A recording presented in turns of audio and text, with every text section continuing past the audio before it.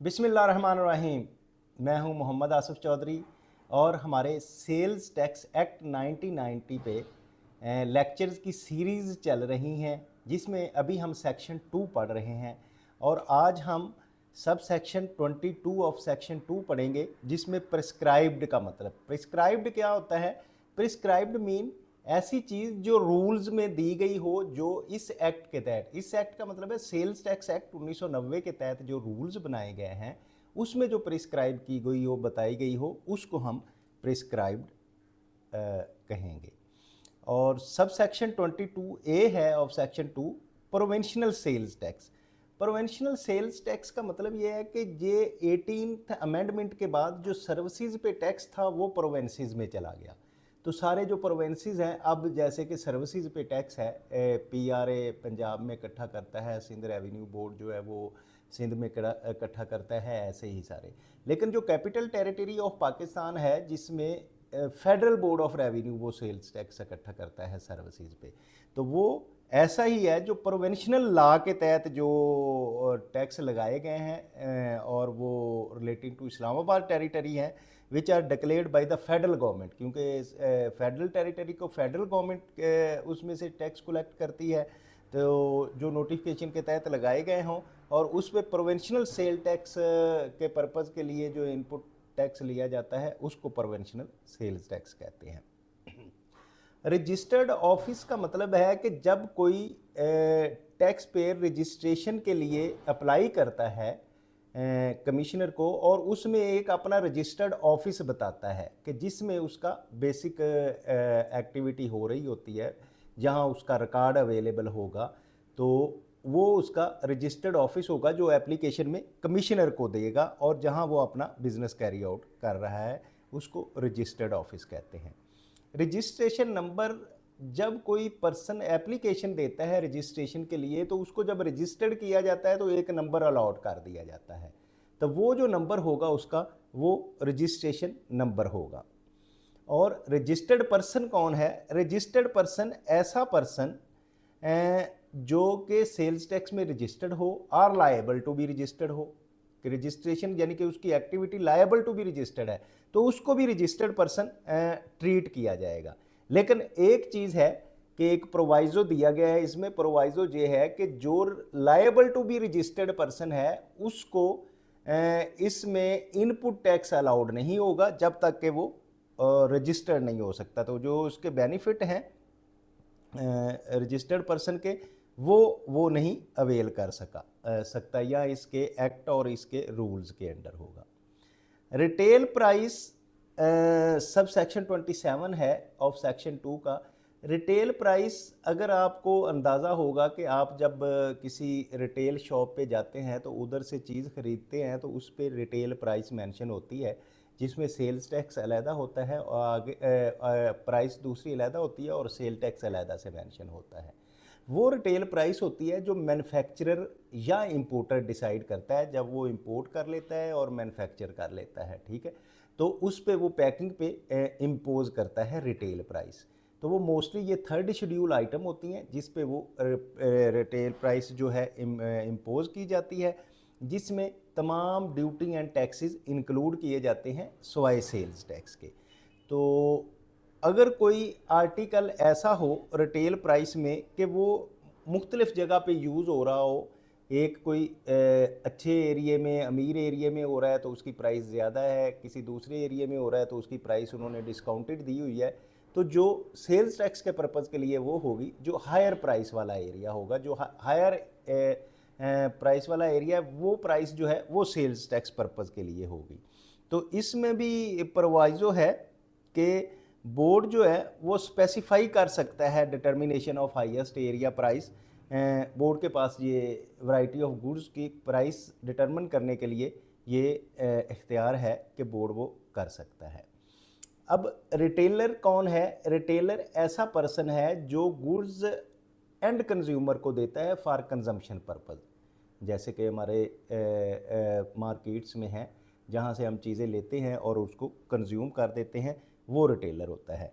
तो इसमें भी एक प्रोवाइज़ो है। प्रोवाइज़ो ये है कि अगर ऐसा मैन्युफैक्चरर जिसकी अपनी रिटेल शॉप भी है, जैसा कि आप एग्जांपल ले ले, बाटा है और उसकी रिटेल शॉप है, मैन्युफैक्चरर है, सर्विस है, एंड्योर है, या बाकी जो भी हैं, तो उसके लिए ज़रूरी है कि वो स्पेसिफाई करे कि होलसेल प्राइस क्या है और रिटेल प्राइस क्या है।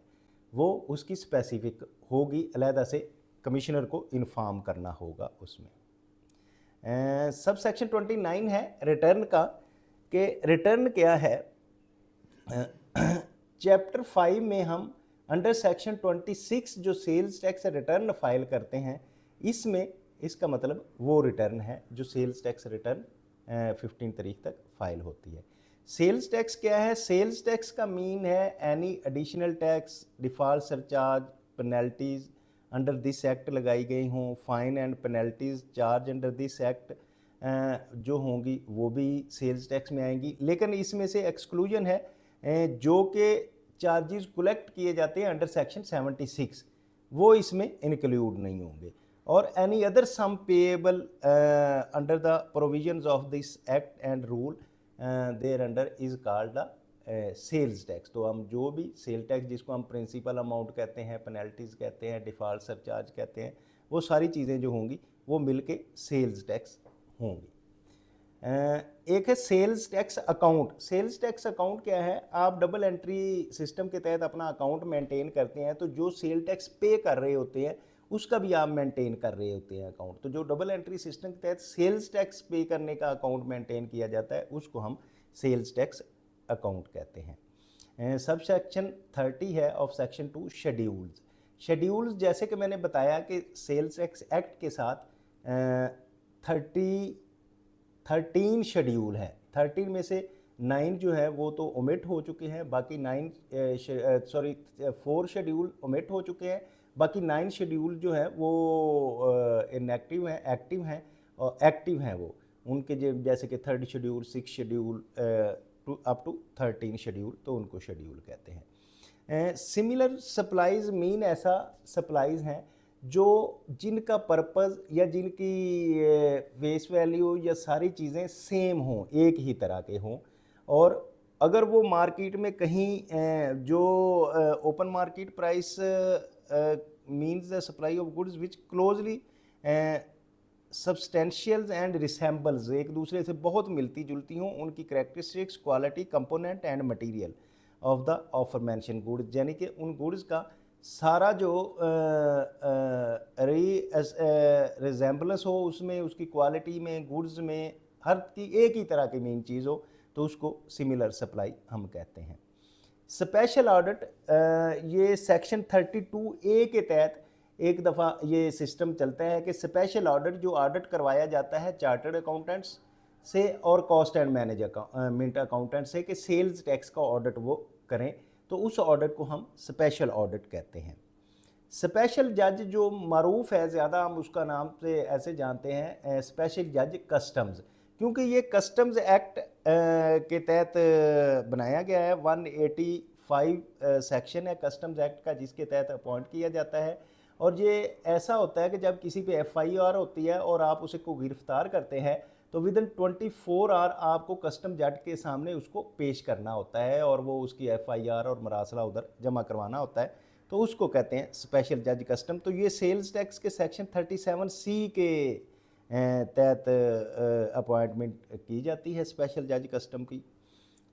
सप्लाईज मीन कि कोई भी सेल्स है, किसी भी गुड्स की सेल जो होती है या उसके राइट्स को आपने ट्रांसफ़र करना है या गुड्स को डिस्पोज ऑफ करना है as a owner, including the sales transfer under the hire purchase agreement, या कि जैसे हायर परचेज एग्रीमेंट के तहत इंस्टॉलमेंट्स पे भी चीज़ें दी जाती हैं, उनको भी वो भी सप्लाईज़ के ज़ुमरे में आएंगी। Putting to a private business और non business use of goods produce और manufactured in course of taxable activity for the purpose of other than the making a taxable supplies, जिसमें ये भी आता है कि जो नॉन बिजनेस गुड्स भी प्रोड्यूस और मैन्युफैक्चर की जाती हैं टैक्सेबल एक्टिविटीज़ के लिए for the purpose of other than making a taxable supply. ऐसे ही ऑक्शन है, ऑक्शन जो है are disposal of goods satisfy a debt owned by the person, तो ऑक्शंस की भी चीज़ें वो भी सप्लाईज में आती हैं। और possession of taxable goods immediately before the person cease to be a registered person, या ऐसा है कि गुड्स की पोजेसन दे दी जाती है जब जैसे कि मैन्युफैक्चरर के केस में कि गुड्स जो है उसके पास पड़ी हुई हैं और उसने सेल कर दी तो उस बायर की हो जाती हैं।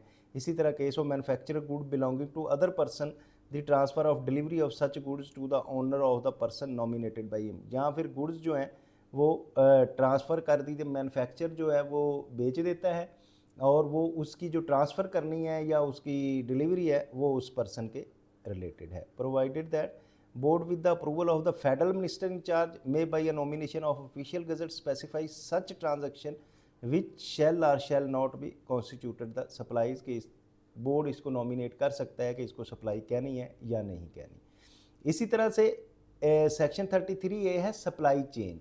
सप्लाई चेन क्या होता है कि सप्लाई चेन है सीरीज ऑफ ट्रांजैक्शन है जो एक चीज़ किसी के बनने का प्रोसेस स्टार्ट से लेके raw material to manufacturing to packing to wholesaler to retailer and end consumption तक जितनी भी ये ट्रांजैक्शन की चेन है इसको हम सप्लाई चेन कहते हैं, जो कि buyer and seller from the stage of first purchase and import stage to the final supply तक जो होती है इसको सप्लाई चेन कहते हैं। Tax unless context required otherwise means the sale tax, यानी कि जो सेल्स टैक्स है इस एक्ट में जब भी टैक्स का वर्ड यूज़ होगा तो उसको हम यही समझेंगे कि ये सेल्स टैक्स है। सब सेक्शन 35 है ऑफ सेक्शन 2 का टैक्सेबल एक्टिविटी।